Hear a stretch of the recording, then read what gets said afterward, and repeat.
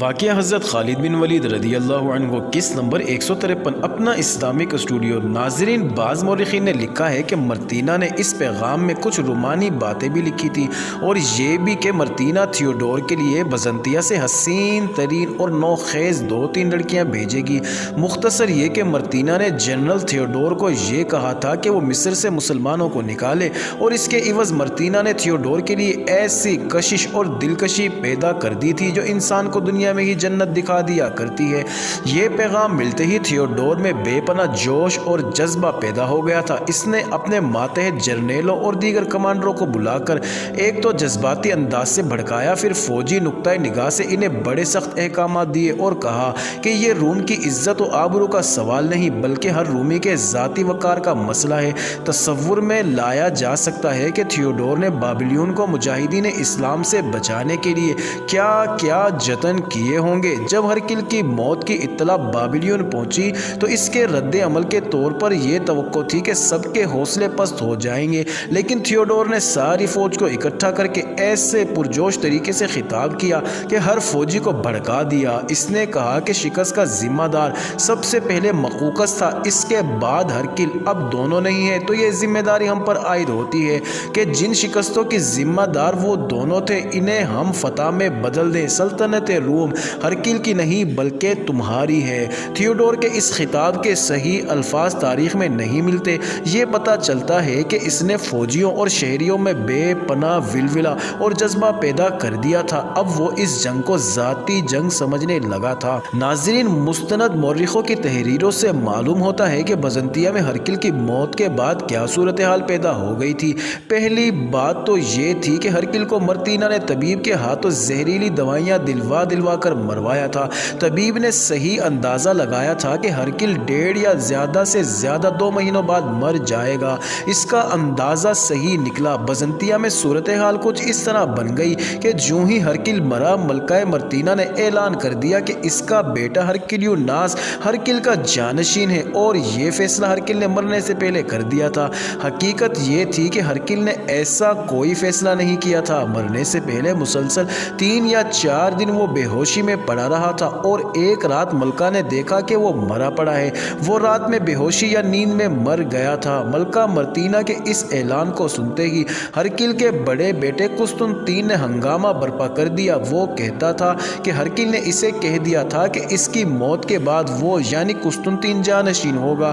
وہ کہتا تھا کہ ہرکلیوناس نوعمر، ناتجربہ کار اور سلطنت روم کی باغ دوڑ سنبھالنے کے لیے بالکل ہی نااہل ہے۔ اس صورتحال میں جب مسلمانوں نے رومیوں کو شام سے دھکیل باہر کیا ہے اور مصر کے اتنے بڑے حصے پر قابض ہو گئے ہیں، کوئی ایسا حکمران ہونا چاہیے جو فوجی امور کی سوجھ بوجھ ہی نہیں بلکہ تجربہ رکھتا ہو اور انتظامی امور کو بھی سنبھال سکے۔ فوج کے جرنیل اور شہری انتظامیہ کے حاکم جانتے تھے کہ ہرکلیوناس کو اس صورتحال میں تخت پر بٹھانا بہت بڑی اور بڑی ہی خطرناک غلطی ہے۔ اس کے لیے قسطنطین ہی موضوع تھا، لیکن یہ جرنیل اور انتظامیہ کے چھوٹے بڑے حاکم 2 حصوں میں بٹے ہوئے تھے۔ کچھ ملکہ مرتینیہ کے حامی تھے اور باقی قسطنطین کی حمایت کرتے تھے۔ اس طرح فوج اور شاہی محل میں دھڑے پیدا ہو گئے جو جانشینی کے مسئلے پر ایک دوسرے سے ٹکرانے لگے۔ قسطنطین تو کسی قیمت پر ہی تخت و تاج نہیں چھوڑنا چاہتا تھا۔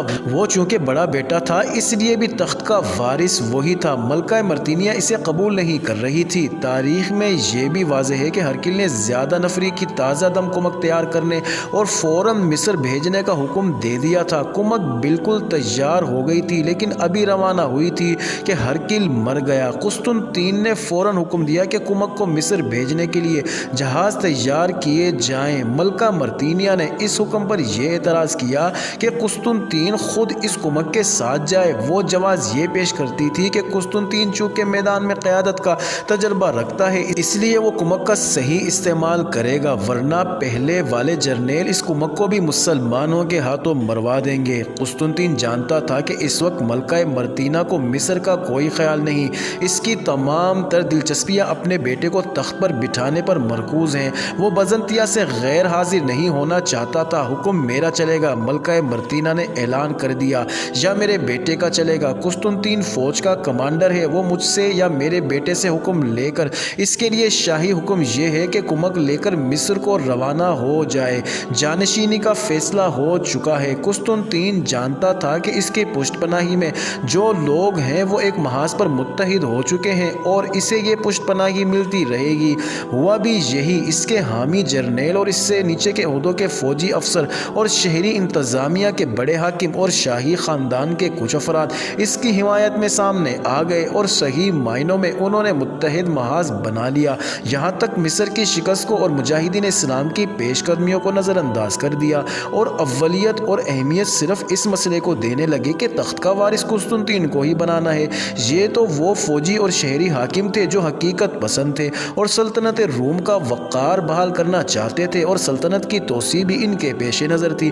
بجا طور پر وہ قسطنطین کو ہی اس قابل سمجھتے تھے کہ اس صورتحال کو وہ سنبھالنے کی اہلیت اور تجربہ رکھتا ہے۔ عمر کے لحاظ سے قسطنطین ادھیڑ عمری کی آخری اسٹیج تک پہنچ چکا تھا، جہاں انسان کی عقل و دانش مزید تیز ہو جاتی ہے اور وہ گزشتہ زندگی کے اچھے برے تجربات سے فائدہ اٹھاتا ہے۔ دوسری طرف ملکہ مرتینہ نے اپنے بیٹے کے حامی خرید رکھے تھے، خزانہ اس کے ہاتھ میں تھا اور شاہی حرم پر اس کا حکم چلتا تھا، اس لیے اس نے یہ دونوں چیزیں یعنی زر و جواہرات اور حسین و جمیل لڑکیاں بے دریغ استعمال کر کے چند ایک جرنیلوں اور شہری حاکموں کو اپنی مٹھی میں لے رکھا تھا۔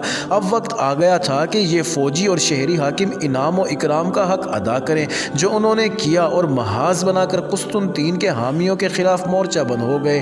شاہی حکم تو معطل ہی ہو گئے، کمک روانگی کے حکم کے انتظار میں ہی بیرکوں میں بیٹھی رہی۔ دونوں دھڑوں کے جرنیلوں نے اپنے اپنے دستوں کو الگ کر لیا اور صورتحال خانہ جنگی والی پیدا ہو گئی۔ اس صورتحال میں کمک کو بھی جرنیلوں نے تقسیم کر لیا اور یہ بات ہی ختم ہو گئی کہ مصر کو کمک بھیجنی ہے۔ کون نہیں سمجھ سکتا کہ جہاں اس طرح دھڑے بندی شروع ہو جائے اور یہ کشمکش اور چپ قلش دونوں دھڑوں کو مارنے مرنے تک پہنچا دے تو وہاں کیسی تباہی آتی ہے۔ سارا سرکاری نظام ہی جام ہو کر رہ گیا۔ ملکہ مرتینہ کی عیاریاں عروج پر پہنچ گئی۔ قسطنطین سلطنت روم کے معاملے میں مخلص تھا، وہ دل و جان سے چاہتا تھا کہ یہ کشمکش ختم ہو جائے۔ ملکہ مرتینہ نے یہ چال بھی چلی کہ 3-4 بڑے پادریوں کو قسطنطین کے پاس بھیجا کہ اسے قائل کرے کہ وہ تمام تر فوج کا کمانڈر ان چیف بن جائے اور تخت پر ہرکلیو ناس بیٹھے۔ بے شک تمام امور قسطنطین اپنے ہاتھ میں رکھے۔ معزز ناظرین، جاری ہے اگلی ویڈیو کس نمبر 154 میں دیکھنا مت بھولیے گا۔